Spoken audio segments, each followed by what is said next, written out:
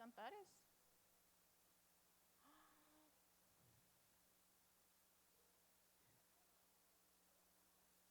Filipenses, exactamente. Esa canción está basada, es que yo soy sorda. Somos el equipo imperfecto.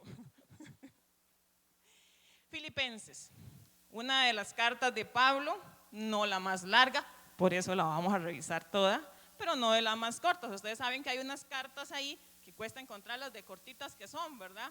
Pero Filipenses sí le vamos a dar a toda. A mí me gusta mucho esa canción, como les digo, a mí me toca. Y me gusta mucho la parte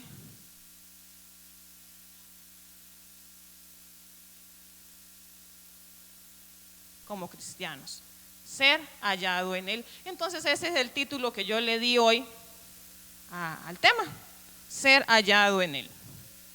Pablo escribe esta carta desde la cárcel. Él estaba encarcelado y aún así, en esa situación complicada, es una carta, no es una carta como las que él se zafaba la chancleta y les mandaba a decir, vea, se componen o luz. No, es una carta de gratitud, una carta de alegría. En una situación tan precaria como la que se encontraba Pablo, él escribe una carta de agradecimiento, de paz, de gozo. Y esa es Filipenses. Yo los invito a que ustedes en su casita lean Filipenses, lo saquen y lo peinen. Es muy bonita y es muy cortita. Filipenses no dura media hora, son cuatro capítulos, ¿verdad? Entonces vamos a llevar ese orden, vamos a ir capítulo a capítulo leyendo. No todos los versículos, se nos haría muy extenso.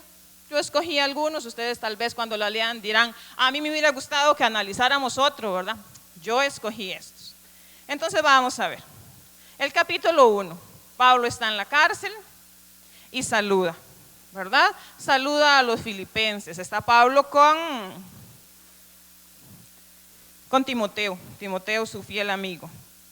Y Pablo empieza en Filipenses 1:6. Vamos a leer primero Filipenses 1:6, porque Pablo empieza con una certeza. Dice, lo voy a leer primero en Reina Valera y luego tengo otra traducción acá. Recordemos que no es que son Biblias diferentes, sino que utilizamos lenguajes diferentes tal vez para poder hacerlo más entendible, porque no es lo mismo el que habla español de allá de España que nosotros que hablamos español de aquí de Filatigre, ¿verdad? Entonces, algunas veces utilizamos otra traducción para hacerlo más entendible. Filipenses 1:6. Estando persuadido de esto, que el que comenzó en vosotros la buena obra, la perfeccionará hasta el día de Cristo Jesús. Dice Pablo que él está seguro de que Dios, que ha comenzado en ustedes, póngale el nombre suyo, Douglas, Dios que comenzó una obra en Douglas, Dios que comenzó la obra en Esmeralda, en Doña Gladys, una labor tan excelente, la llevará a feliz término en espera del día de Cristo Jesús. Si Dios decidió tomarlo a usted y Él lo va a moldear como su vasija, como su vaso, Él lo va a llevar a buen final, ¿verdad? Dice Pablo, estoy persuadido, estoy seguro que el que comenzó la obra, la va a terminar. Todo lo que nos pasa en esta vida, a veces uno dice, pero ¿dónde está Dios? Porque cuando todo está bueno, cuando todo está bonito, no hay problema. Pero hay veces que pasamos por la prueba, como dicen los cristianos, pasamos por el desierto, ¿verdad? Y uno dice, ¿por qué? ¿Para qué? Esto es parte de la obra de Dios. Algunas veces estamos en momentos difíciles y uno dice, Dios se olvidó de mí.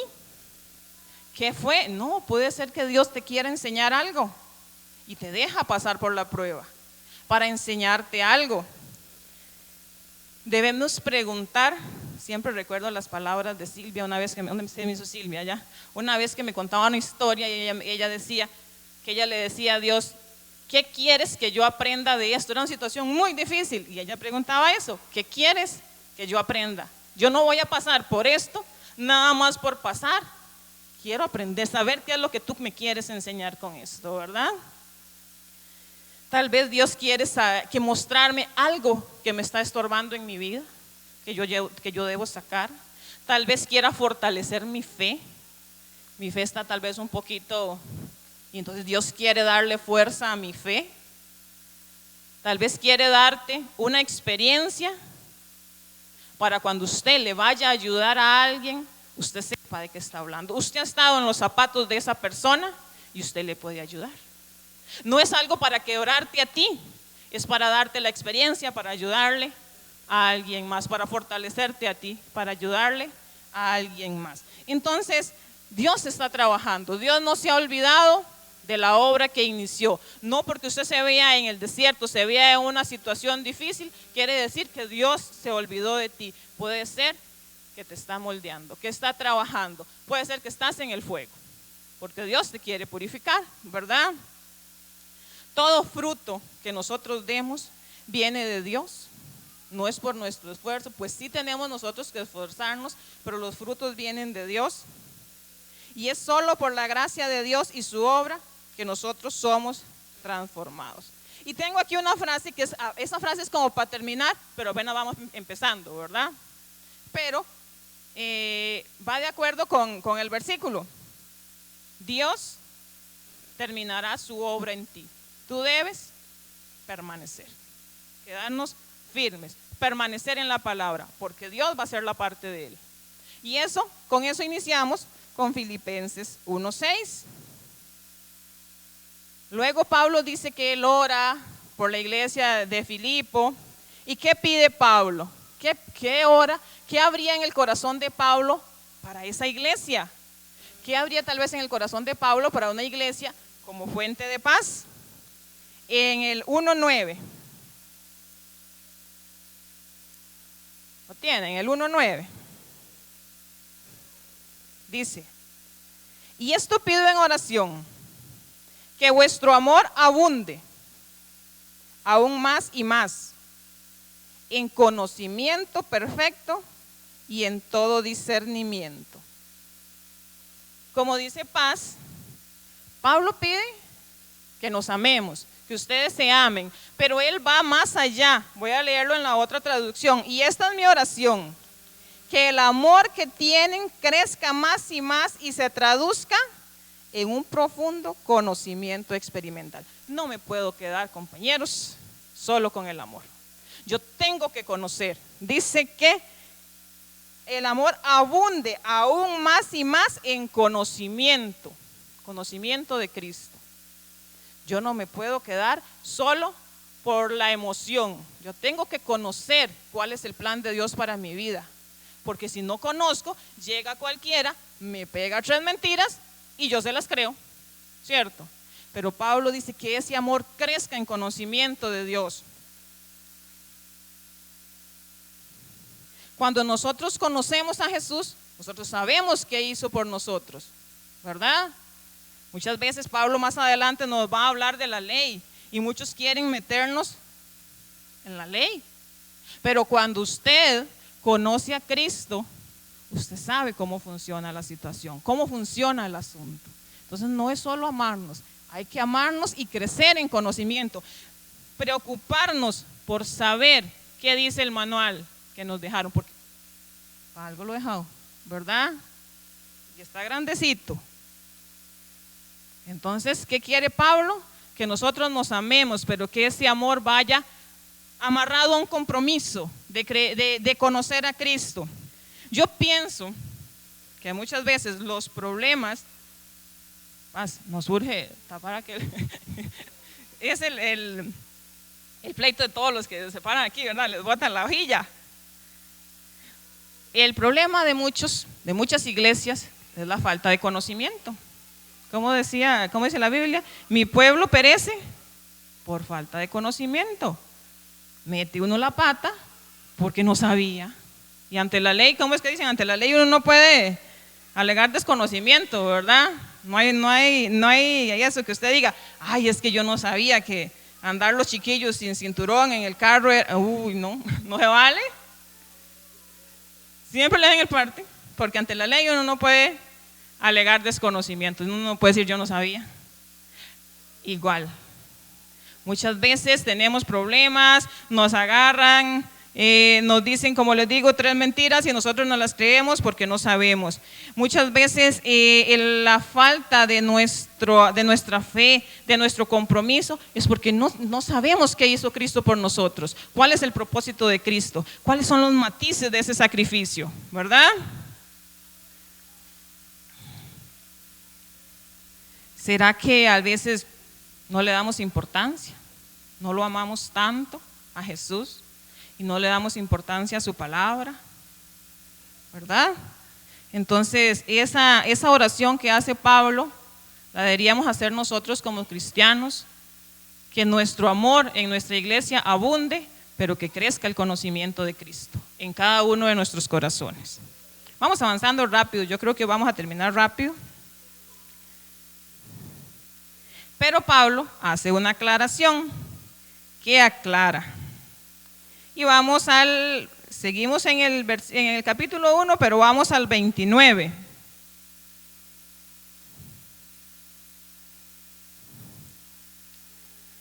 Porque a vosotros se os ha concedido la gracia por amor de Cristo, no solo de que creáis en Él, sino también de que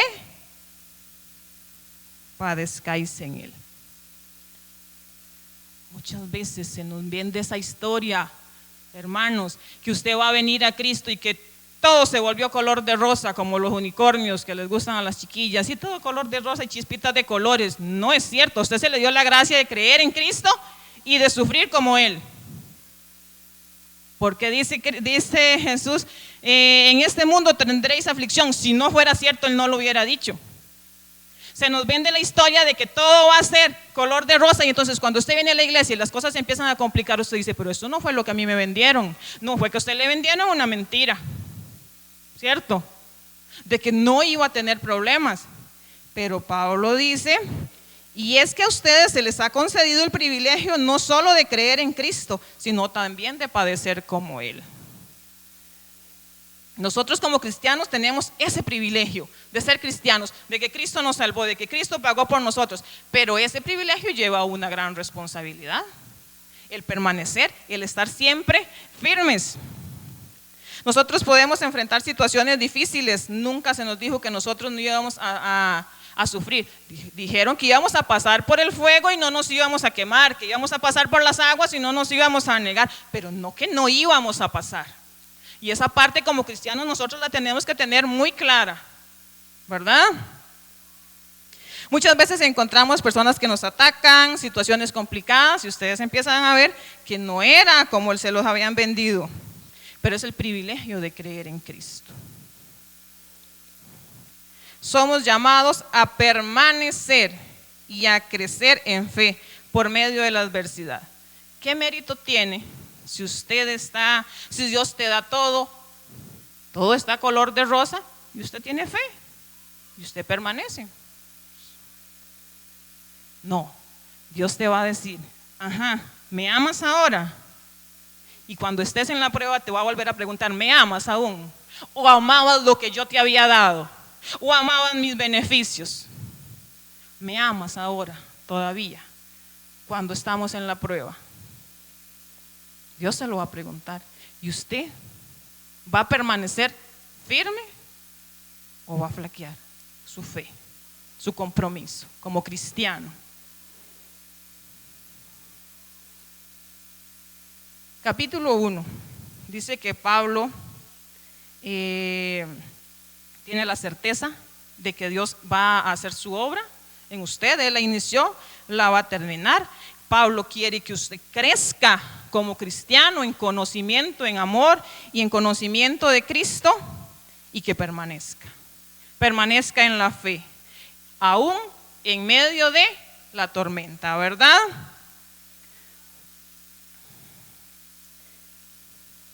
Vamos al capítulo 2. Vamos avanzando. Y dice la pregunta, ¿qué consejo da Pablo para la vida cristiana? Y leemos el 2:5. ¿Quién me lo lee? ¿Alguien que me lo lea? 2:5.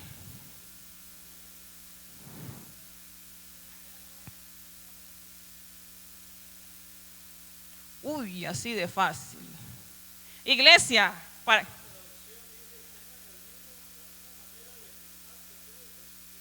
y en la traducción que yo tengo aquí dice, compórtense como lo hizo Cristo Jesús. Punto.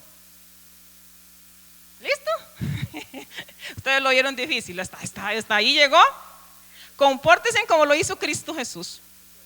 Sí, ya Sailing, ya hubiéramos terminado, ¿verdad? Está claritico. Compórtense. ¿Cómo tiene que comportarse la iglesia de Cristo? Como Cristo, y ya, no hay más allá. Ahorita vamos a ver cómo se comportó Cristo, pero vamos a hacer una pausa aquí.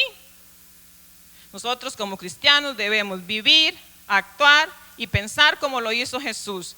Pensar cómo influye la persona de Cristo en tu vida. Ustedes han sacado el rato para estudiar cómo era Jesús. Recuerdo que Alex una vez nos decía que cuando uno se enfrentaba a una situación, usted tenía que decir, ¿qué hubiera hecho Jesús?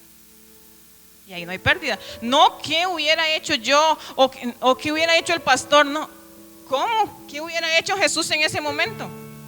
No hay pérdida. Y si usted quiere ver cómo era Jesús, aquí tenemos el manual de cómo era. Nos cuenta cómo reaccionaba él, ¿verdad? Muchas veces cuando había que responder decía, pongamos la otra mejilla. No me parece. ¿Será que la forma de vivir Jesús le da sentido a tu vida? Su forma de pensar, su forma de actuar. Seguir a Jesús es caminar hacia la meta, con la mirada fija en la meta. Hoy, todas las canciones que cantó Alex, a mí yo dije, ay, si esto era lo que Dios quería para hoy. ¿Cuál es su meta? Jesús. ¿Cuál es su meta como cristiano? Jesús. Para mí mi meta como cristiano es, y ahorita vamos a profundizar más en eso, ser hallado en Él. Y ese es mi tema de hoy. Todo cristiano ¿cuándo debe ser hallado en Él? Cuando usted se presente ante ese juicio y le digan, ¿usted qué? Usted debe ser hallado en Cristo. Y Jesús diga, sí, yo lo conozco, ese es Douglas, es mi Douglas, yo pagué por él. Usted debe ser hallado en Él, esa es su meta como cristiano. Y para eso usted debe comportarse como Cristo. Recuerden que Jesús dijo, donde está tu tesoro, está tu corazón. Está tu corazón en Cristo. Es tu tesoro, Cristo. Vivir como Él, seguirlo a Él. ¿Dónde está tu tesoro? Está tu corazón. Y vamos a ver, ahora sí, la Biblia también aquí nos detalla cómo era Cristo. Cómo es vivir como lo hizo Cristo. Y vamos a seguir ahí en el 2:6. Y fue el verso que nos leyó la canción. Dice que Jesús, el cual siendo en forma de Dios, o sea, Jesús es Dios, con toda su gloria, con todo su esplendor, con todo su poder, con todo lo que implica ser Dios, porque Jesús es Dios, el cual siendo en forma de Dios, no consideró el ser igual a Dios como cosa que aferrarse, sino que se despojó. ¿Qué hizo? Renunció, se despojó a sí mismo, tomando forma de siervo, hecho semejante a los hombres. Y vamos a analizar los dos primeros versos un poquito más, pero yo lo quiero leer todo, es que me gusta mucho. Y hallando en su porte exterior como hombre, se humilló a sí mismo, y al hacerse obediente hasta la muerte y muerte de cruz, por lo cual Dios también lo exaltó hasta lo sumo y le otorgó el nombre que es sobre todo nombre, para que en el nombre de Jesús se doble toda la rodilla de los que están en los cielos, en la tierra y debajo de la tierra. Dígale amén a eso. Y toda lengua que confiese que Jesucristo es el Señor, para la gloria de Dios Padre. Para mí este es uno de los versos, más sabrosos que hay en la Biblia. Cómo nos va llevando lo que Jesús hizo y su gloria, y a lo que vamos a llegar, que toda rodilla se va a doblar, toda, en la tierra, debajo de la tierra, y todo el mundo va a confesar que Jesucristo es el Señor. No tenga duda usted de eso. Y yo quería detenerme ahí, porque como les decía antes, Jesús es Dios.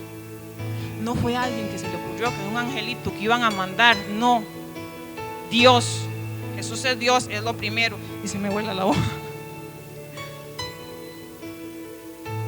Se nos olvida muchas veces que Jesús es Dios y que vino a pagar por nosotros. Y ponemos en menos el sacrificio que Jesús hizo por nosotros. Lo despreciamos porque se nos olvida la grandeza de quién fue el que vino. No fue Douglas que me hizo un favor, no fue el pastor que me hizo un favorcito, fue Dios que vino y te hizo un favorzote a ti que lo necesitabas, ¿verdad?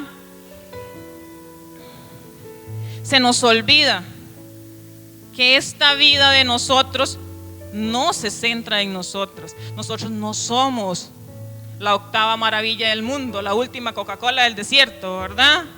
Nosotros no somos la finalidad de Dios. Nosotros no, sí somos la finalidad de Dios, no somos los más importantes. Lo más importante es Dios.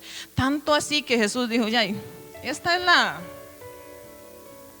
lo que hay que hacer para la obra de Dios.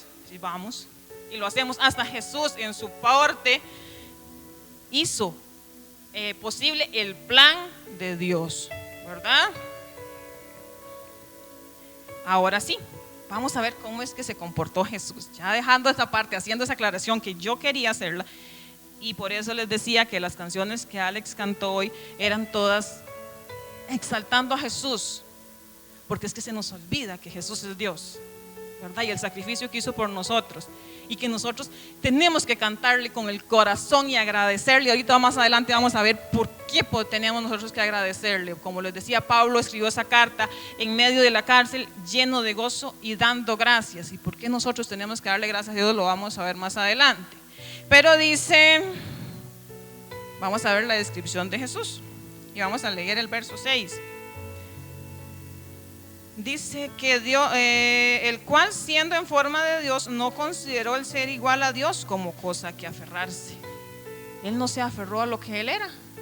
Y hay que dejar de ser esa parte, no dejar de ser Dios, porque algunos dicen que Jesús dejó de ser Dios. No es cierto. Él seguía siendo Dios y sigue siendo Dios, pero no se aferró a los privilegios que él tenía como Dios, que él tiene como Dios, ¿verdad? Sino que estuvo dispuesto a dejarlo todo. Y decía Pablo, compórtense como lo hizo Cristo Jesús, decía en el 5, ¿cómo?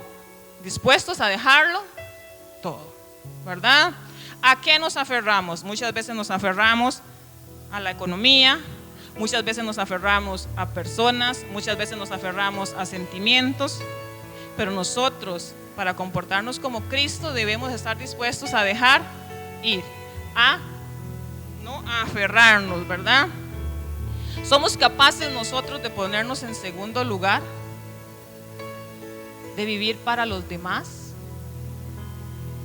Porque eso fue lo que hizo Cristo.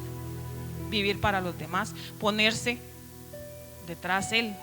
Dice que el Hijo de Dios, el Hijo del Hombre, ¿cómo es que dice? Vino no para ser servido, sino para servir, ¿verdad? Y entonces dice Pablo, compórtense como lo hizo Cristo Jesús. Podemos nosotros callarnos cuando se hace una injusticia contra nosotros, y yo sé que es injusto, yo sé que me están haciendo una injusticia. ¿Podré callarme como lo hizo Jesús? Poner la otra mejilla. Vivan como, compórtense como lo hizo Cristo Jesús. El 7, sino que se despojó a sí mismo, tomando forma de siervo. Y en los tiempos en que Pablo escribió esto, allá en el año 60, 70 después de Cristo, ser una persona, ser un siervo no era bonito. Dice que el siervo estaba, como su nombre lo dice, al servicio de los demás. Él estaba para servir, no para que le sirvieran. Él estaba para servir a los demás, y Jesús se hizo como un siervo. Dice que el siervo tenía una vida extremadamente humilde, llena de privaciones. Y a mí se me para la peluca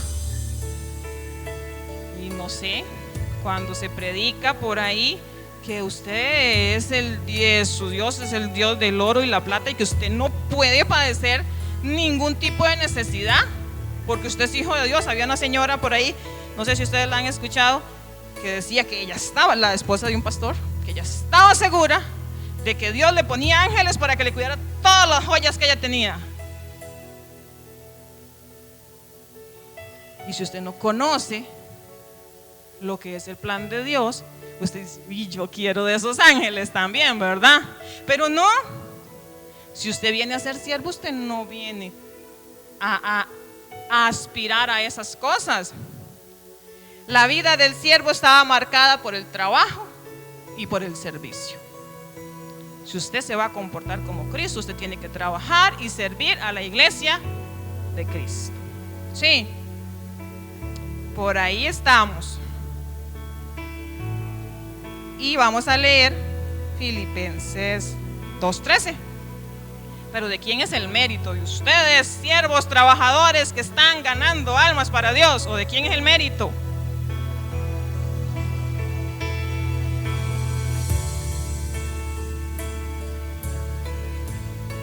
Porque Dios, el que en vosotros opera tanto el querer como el hacer.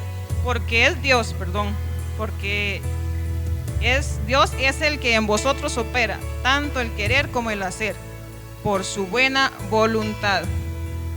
Es Dios mismo quien realiza en ustedes el querer y el hacer, más allá de la buena disposición que ustedes tengan. La iglesia no crece porque yo predique. La iglesia crece porque Dios la hace crecer.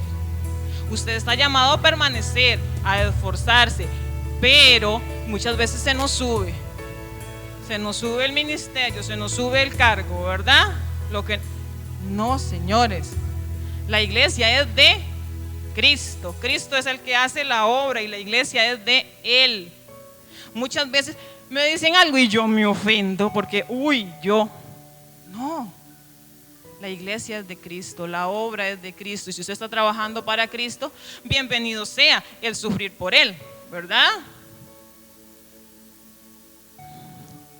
Capítulo 2, ser como Cristo. La Biblia, Pablo nos exhorta a ser como Cristo, humildes, siervos, dependientes de Dios. No que se nos suba el cargo o lo que tengamos, ¿verdad? Sino saber, estar claros que dependemos de la obra de Dios, del poder de Dios. Avanzamos al capítulo 3.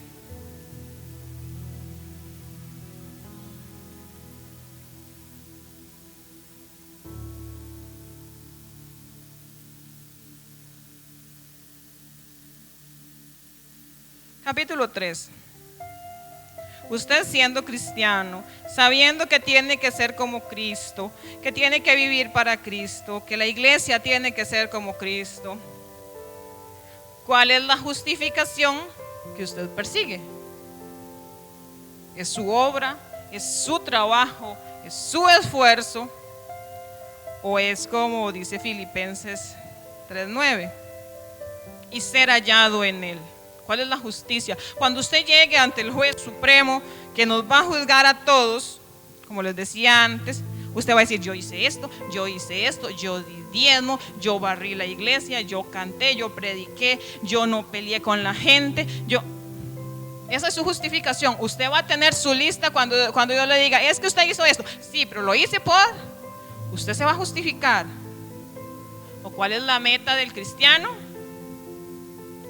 Ser hallado en Él. Y ser hallado en Él, no teniendo mi propia justicia, que es la base de la ley, sino la que es por medio de la fe de Cristo, la justicia que procede de Dios sobre la base de la fe. Tengo esta otra versión, dice, quiero vivir unido a Él, ser hallado en Él, estar unido a Él. Vamos a leer desde el verso 4. Porque muchas veces se nos olvida lo que es ser cristiano, lo que implica ser cristiano. Desde el verso 4 dice, aunque yo tengo también aunque yo tengo también de qué confiar en la carne. Si alguno piensa que tiene de qué confiar en la carne, yo más. Pablo decía, a mí no me vengan con cosas, yo tengo con qué responder, ¿verdad? Circuncidado al 8º día, o sea, cumplía con la ley. Del linaje de Israel, de la tribu de Benjamín, judío. Hebreo de hebreos. Oiga, ese era, ¿cómo se llama? El currículum de Pablo. En cuanto a la ley, fariseo. En cuanto al celo, perseguidor de la iglesia. En cuanto a la justicia que es en la ley, irreprensible. ¿Cuántos de ustedes pueden decir que son irreprensibles? Pero cuántas cosas eran para mi ganancia, las he estimado como pérdida por amor de Cristo. Y ciertamente aún estimo todas las cosas como pérdida por la excelencia del conocimiento. Volvemos al conocimiento de Cristo Jesús, mi Señor, por el amor del cual lo he perdido todo y lo tengo todo por basura para ganar a Cristo y ser hallado en Él, no teniendo mi propia justicia, que es a base de la ley, sino la que es por medio de la fe de Cristo, la justicia que procede de Dios sobre la base de la fe, a fin de conocerle y poder de resurrección, y el poder de su resurrección y la participación de sus padecimientos, llegando a ser semejante a Él en su muerte. Recuerden, nuestra meta es ser hallado en Cristo, conocer a Cristo. No son mis obras, no es lo que yo pueda hacer. Estamos muy claros que nosotros como cristianos estamos llamados a dar fruto, a que se vea que usted no es uno más, sino que usted tiene algo, usted tiene el Espíritu de Dios dentro de usted y que usted va a dar fruto. Pero usted tiene que ser consciente que ese fruto así no le va a servir, así como a Pablo no le sirvió todo el currículum que él tenía, que era cumplir la ley. Pero nadie puede cumplir la ley, nadie se puede justificar completamente. Entonces Pablo dice, yo si hay que rajar, yo puedo rajar, sí, a mí que me digan. Pero resulta que eso no alcanza. Todo lo que usted y yo podamos hacer no alcanza. ¿Cuál es nuestra meta? Ser hallados en Cristo. Ser hallados en Cristo, creer en Él, confiar en Él y saber que Él pagó por usted. Que usted va a dar frutos de agradecimiento, que usted va a dar frutos porque Él pagó por usted y que usted está tan agradecido, tan feliz. Sí, esos frutos, pero esos frutos no te van a salvar. ¿Quién es el que te va a salvar? Cristo, el sacrificio que Él hizo, ¿verdad? Es el que te va a salvar. Dice que nada se compara, porque dice el 10, a fin de conocerle. Cuando usted conoce a Cristo, ahí es donde su vida empieza a cambiar, ahí es donde usted empieza a dar fruto. Cuando usted conoce del amor de Dios, del verdadero amor, de su bondad, ahí es cuando usted conoce a Cristo, es cuando usted es amigo de Cristo, porque usted no es amigo de alguien que usted no conoce, porque uno le dice a los chiquitos, no hable con extraños, ¿verdad? Uno no puede ser amigo de los extraños, usted es amigo del quien usted conoce de verdad. Entonces usted tiene que ser amigo de Cristo para ser hallado en Cristo. Juan 15:15 dice, ya no os llamaré siervos, porque el siervo no sabe lo que hace su Señor, pero os he llamado amigos, porque todas las cosas que oí de mi Padre os las he dado a conocer. O sea, volvemos a la palabra conocer. Para usted ser amigo, tiene que conocerlo, ¿verdad? Y entonces ser hallado en Cristo es ser amigo de Cristo, tener una relación con Él.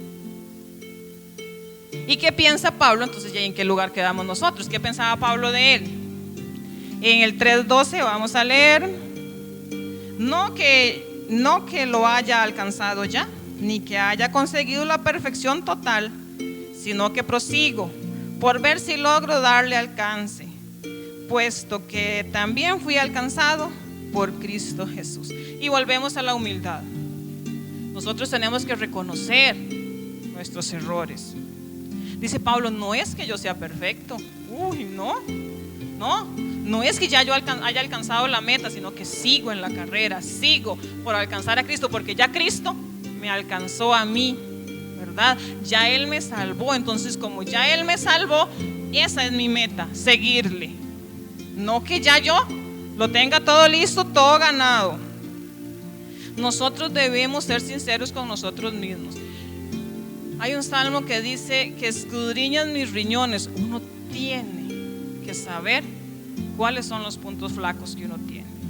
Porque si usted no sabe dónde están sus debilidades, ¿cómo las va a fortalecer? ¿Cómo las va a cambiar? Si usted piensa que todo está bien, no tiene nada que cambiar, ¿cierto? Nosotros tenemos que ser humildes y pedirle al Espíritu Santo que nos muestre cuáles son esos puntos que nosotros tenemos que cambiar, porque siempre, si no tuviéramos puntos que cambiar, pues seríamos Jesús, ¿verdad? Y sabemos que cuando cambiamos uno, no fue que ya llegamos, ya me la jugué, lo único que tenía malo ya lo arreglé. No, es que tenemos más cosas que tenemos que seguir cambiando, seguir en la meta, seguir perseverando, seguir en la carrera. Sabemos que somos seres humanos y que estamos estamos en nuestra naturaleza humana. Está el pecado, está el fallar. Dice Hebreos 12:1: por tanto, también nosotros que estamos rodeados de una multitud tan grande de testigos, y despojémonos del lastre que nos estorba, en especial del pecado que nos asedia, y corramos con perseverancia la carrera que tenemos por delante. Está en nuestra naturaleza el caer, pero no me voy a caer y me voy a quedar sentado llorando, sobándome las rodillas. ¿Por qué? Porque Dios va a perfeccionar la obra en usted. Usted se cae, pero usted es consciente de que eso es cristiano y que usted se tiene que levantar y tiene que seguir, ¿verdad? No me voy a caer y me voy a quedar ya, y es que así soy yo. ¿Ya qué? No, esto ya está, ya esto lo dimos por perdido, aquí me quedo. No, usted se levanta y sigue, porque eso es ser cristiano, mantenerse en la carrera. Y mantenerse en la carrera con la mirada fija en la meta, que es ser hallado en Él. Esa es su meta. Es ahí donde usted va con su mirada fija. Cuando usted ve un corredor y usted los ve, esas carreras que hacen son increíbles, ellos saben para dónde van. Se caerán, se levantarán, pero ellos saben para dónde van. Y eso es lo que a nosotros no se nos debe olvidar como cristianos, para dónde vamos. Muchas veces el ruido del mundo nos aleja, nos distrae, pero eso es lo que yo creo que es lo único que como cristianos no deberíamos permitir. Tenemos errores, tenemos pecados, sí, pero como cristianos lo que no nos deberíamos permitir es desenfocarnos, perder el rumbo, perder de vista la meta.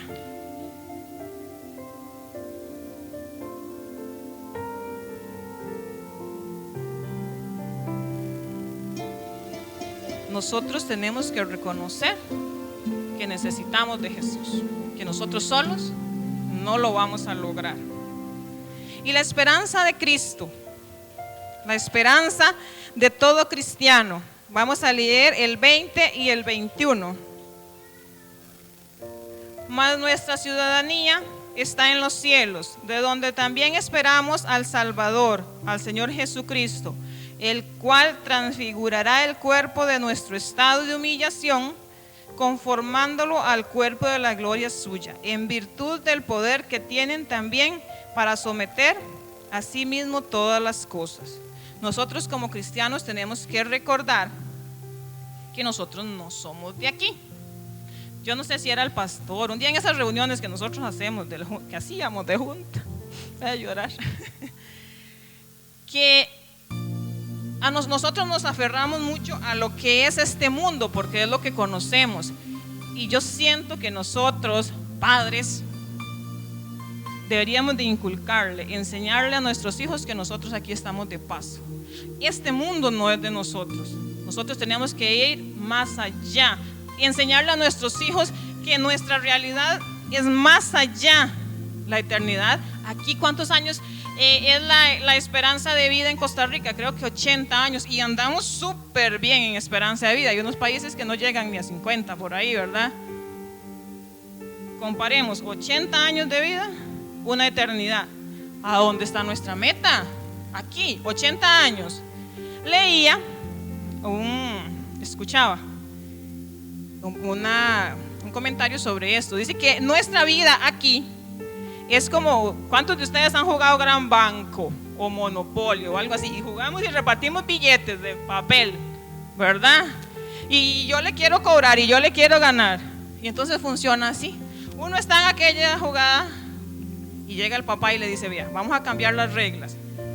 Usted está jugando para ganar, pero vamos a cambiar las reglas. Por cada billete que usted dé de papel, de mentira, porque hasta donde yo sé el Gran Banco es de papel, por cada billete que usted done, yo le voy a dar uno de verdad cuando termine el juego. ¿Sí? Nosotros vivimos en un juego. La vida de verdad va a estar allá. Y por cada cosa que usted haga aquí, papá le va a dar de verdad allá. ¿Verdad? Porque nosotros no somos de este mundo.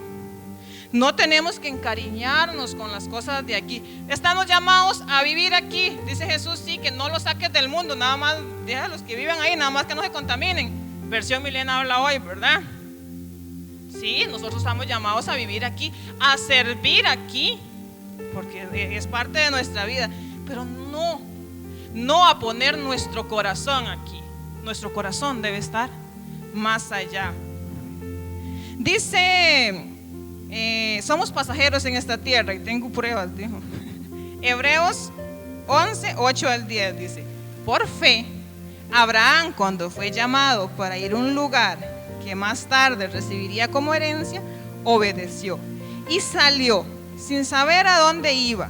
Por la fe radicó como extranjero en la tierra prometida y habitó en tiendas de campaña con Isaac y con Jacob, herederos también de la misma promesa, porque esperaba la ciudad de cimientos sólidos, de la cual Dios es arquitecto y constructor. Así, un paréntesis, papás, de verdad, enseñémosle a nuestros hijos que esta vida acá sí es importante, porque es donde yo voy a aceptar a Cristo, donde yo lo voy a aceptar como mi Salvador. Pero que nuestra meta no está conquistar este mundo, no está ser grande en este mundo, ser famoso en este mundo. No, es mirar la meta, mirar allá, dónde vamos a vivir después de que se pasen esos 80 años, que yo tengo la fe de vivir como 100, pero 100 se me acaban.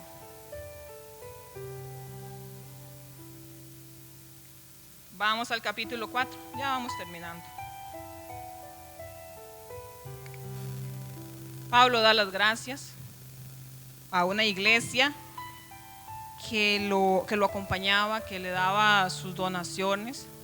Pablo estaba muy agradecido, no para que le dieran más, porque dice que él sabe vivir en la abundancia y en la escasez, que pues sabe estar satisfecho como tener hambre, pero él les agradece de verdad el respaldo que como iglesia le daban. Él estaba muy agradecido de verdad y contento ante este panorama que nos acaba de pintar aquí atrás, ¿verdad? Cómo es ser cristiano. ¿Cuál debe ser la actitud del cristiano? Y en Filipenses 4:4 dice: regocijaos en el Señor siempre. Otra vez digo, regocijaos. ¿Por qué? ¿Por qué tengo que estar siempre contento? Si ya nos dijo que íbamos a pasar pruebas, que íbamos a ver situaciones difíciles. ¿Por qué nos dice regocíjense, siempre estén alegres, siempre sean felices? ¿Cuáles razones tienen ustedes para ser felices en esta vida? Mi alegría no depende de las circunstancias de este mundo. Juan 16:13 dice Jesús. Es más, leamos, busquémoslo. Juan 16:13. Juan 16. no, 16:33, perdón, ya no me sonaba. Esas cosas os he hablado para que tengáis paz en mí. En el mundo tendréis aflicción, pero tened ánimo, yo he vencido al mundo. ¿Por qué vamos a estar felices? ¿Hay aflicción? Sí, pero tengamos ánimo, ya Jesús venció. O sea, ya ganamos. Mi alegría no depende de las circunstancias de este mundo, mi alegría debe depender de las circunstancias en Dios. ¿Y cuál es la razón más importante para estar feliz, para estar contento en esta vida? Si estoy pasando por el desierto, si mi vida toda es un solo desierto, y uno dice, ¿y cuándo voy a llegar al monte? Vuelvo y repito, como dicen los cristianos, ¿verdad? Paso por el valle para llegar al monte. ¿Cuándo es que va a estar esto bonito? Si yo solo cosas malas me pasan. ¿Sabe que no?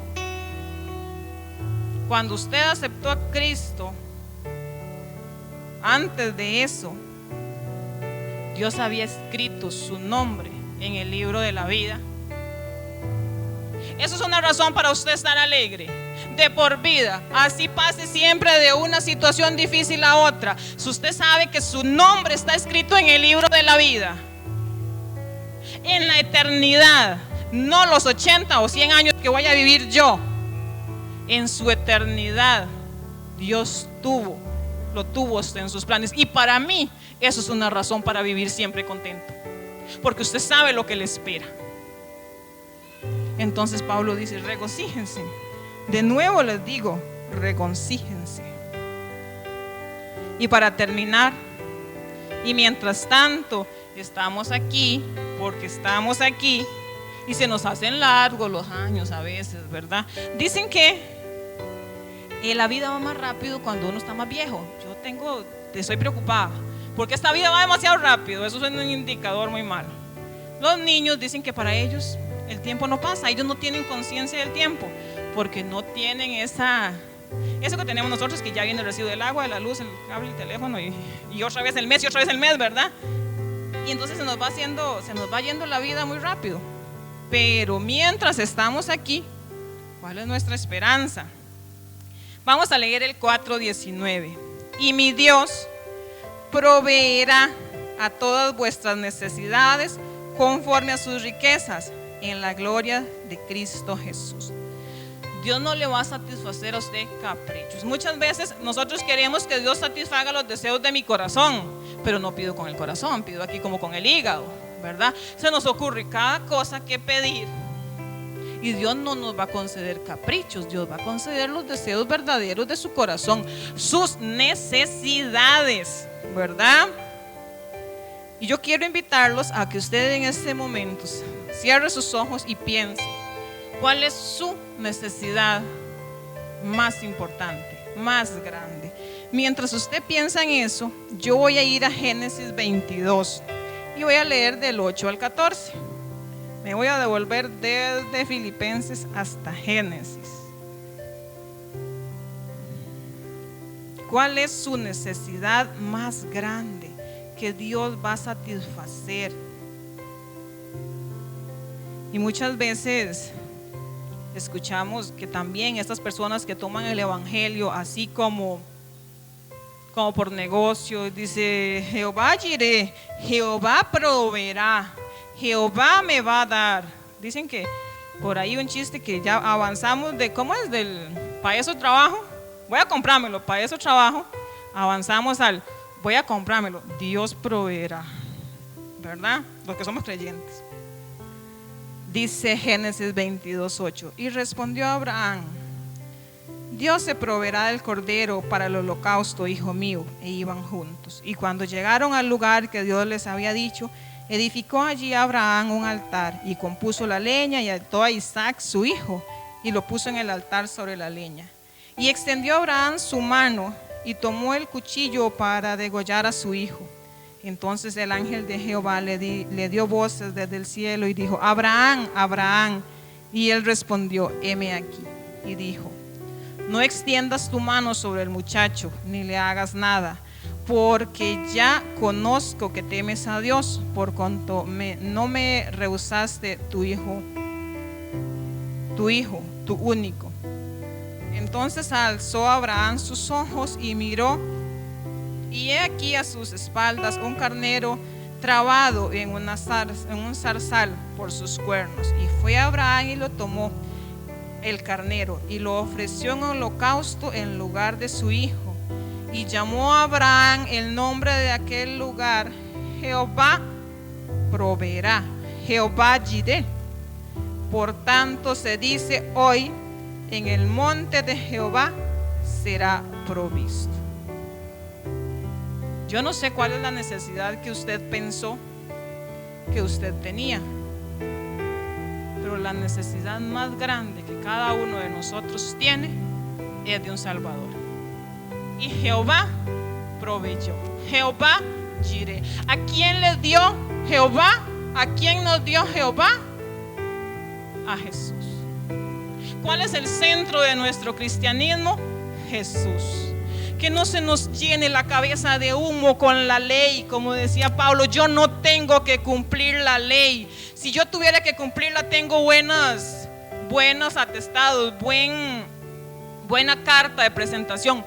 Muchos de nosotros diremos, yo también la tengo. Hay otros que dirán, no, yo no me la juego, ¿verdad? Dios ya proveyó lo que usted necesitaba. La carta de Filipenses es una carta para hacerlo usted pensar en Jesús, de que usted quiera ser hallado en Él, que Él pagó por usted, que Él fue su modelo para vivir, que Jesús es el centro de todo, dijo Alex. Decía la canción, mi orgullo, lo que yo quiero ser, lo que yo pretendo ser, me sacó del jardín. Dios tenía un plan para usted y para mí en el jardín, y nosotros espectaculares, ¿verdad? No salimos del jardín. Pero ¿qué decía la canción? Su humildad me dio la posibilidad, porque Él era Dios, porque Él es Dios, y su humildad, el venir y morir por usted y por mí, nos dio la oportunidad de volver al jardín. ¿Cuál es su meta como cristiano? Ser hallado en Cristo. Usted no tiene que cumplir la ley, usted va a cumplir, va a dar sus obras, porque ya Cristo pagó por usted, porque Dios proveyó el cordero, porque Dios proveyó la necesidad más grande que usted tenía, y esa fue a través de Jesús. Muchas veces se nos olvida, como les digo, en el humo de la vida, del mundo, perdemos la meta, perdemos el objetivo, corremos como gallinas. Se nos olvida que nosotros tenemos una meta, un punto fijo, y que ahí es donde tenemos que llegar, a ser hallados en Él. Chao, los veo un día de esto.